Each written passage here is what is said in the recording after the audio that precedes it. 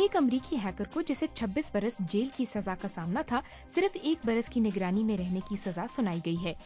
वजह यह है कि वो FBI के सुल्तानी गवाह बन गए और अपने दूसरे हैकर को पकड़वा लिया। हेक्टर ज़ावियर मोन्सेगर नामी इस हैकर को हैकिंग की दुनिया में साबू के नाम से जाना जाता था और वो हैकिंग ग्रुप लल्ज़ेक के बुनियादी रुकन थे। जनूबी कोरिया की बड़ी कंपनी LG ने स्मार्टफोन के बाद अब स्मार्ट घड़ियों के मैदान में कदम रखा है। G वॉच के टच स्क्रीन पर आप मौसम का हाल, टेक्स्ट और ईमेल अलर्ट वगैरह देख सकते हैं।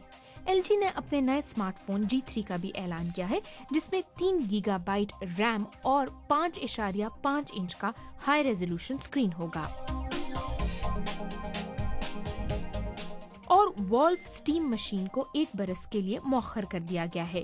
एक डब्बे नुमा जाती कंप्यूटर या PC का तस्वुर हकीकत बनाने के लिए वॉल्व को PC के पुर्जे बनाने वाली कई कंपनियों से इश्तराक करना पड़ेगा।